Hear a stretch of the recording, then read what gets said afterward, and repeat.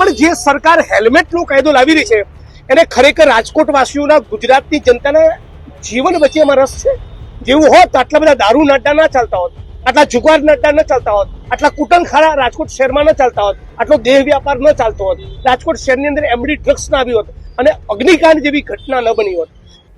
કોંગ્રેસના વડગામના ધારાસભ્ય જિગ્નેશ મેવાણી હાલ રાજકોટમાં છે અને રાજકોટમાં નિયમ આવી રહ્યો છે. આગામી સમયથી હેલ્મેટ ફરજિયાત બનવા જઈ રહ્યું છે. હેલ્મેટ ફરજિયાત બનવા જઈ રહ્યું છે એના મુદ્દા પર સરકાર પર આક્રમકતાથી પ્રહારો કરી રહ્યા છે. એ કહી રહ્યા છે કે હેલ્મેટ પહેરવું જોઈએ, હેલ્મેટ પહેરવું એ સારી વાત છે જેથી અકસ્માત ન થાય ને કોઈ પરિજન છે પોતાનું સ્વજન ન ગુમાવે.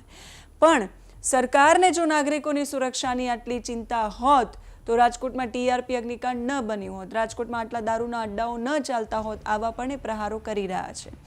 જિગ્નેશ મેવાણી સરકાર પર પ્રહારો કરી રહ્યા છે એની સાથે બીજું શું કહી રહ્યા છે, એ લોક દરબાર યોજવાની જાહેરાત કેમ કરી રહ્યા છે એ સાંભળીએ. હું અત્યારે રંગીલા શહેર રાજકોટમાં છું અને રાજકોટવાસીઓ બધા જ ખૂબ નારાજ છે, અકળાયેલા છે કે રાજકોટનું તંત્ર એવો નિયમ લઈને આવેલી છે કે હેલ્મેટ કમ્પલસરી, હેલ્મેટ પહેરવું જ જોઈએ. મનુષ્યનું જીવન બચતું હોય તેનાથી મોટું કંઈ નથી.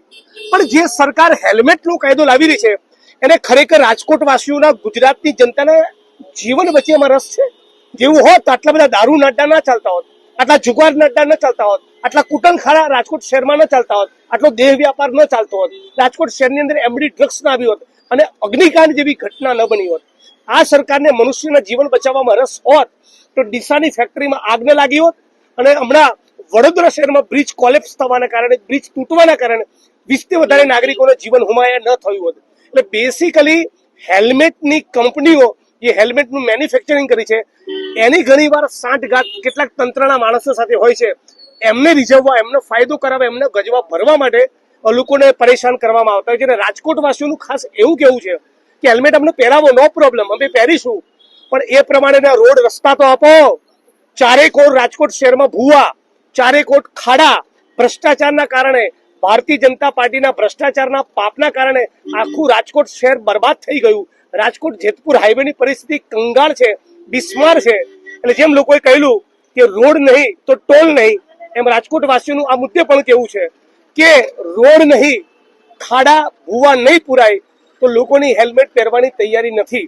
એટલે રાજકોટના તંત્રે અને સરકારે ગંભીરતાપૂર્વક વિચાર કરવો જોઈએ.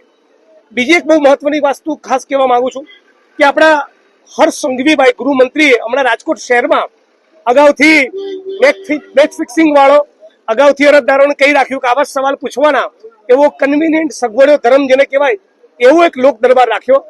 આવનારા દિવસોમાં હું લોક દરબાર રાખીશ અને નકલી નહીં, એ અસલી લોક દરબાર હશે. ત્યારે ખબર પડે કે રાજકોટ શહેરમાં કેવા ધંધા ચાલી રહ્યા છે અને રાજકોટ ભારતીય જનતા પાર્ટી એ કેવું શાસન ચલાવી રહ્યું છે.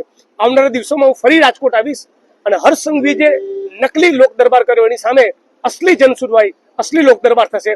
જિગ્નેશ મેવાણીના આક્રમક ચાબખા જે ભારતીય જનતા પાર્ટીની સરકાર પર એમણે માર્યા છે એ વિષય પર તમારું શું માનવું છે એ કમેન્ટ કરીને અમારા સુધી પહોંચાડજો. અત્યારે આ વિડીયોમાં બસ આટલું જ. નમસ્કાર.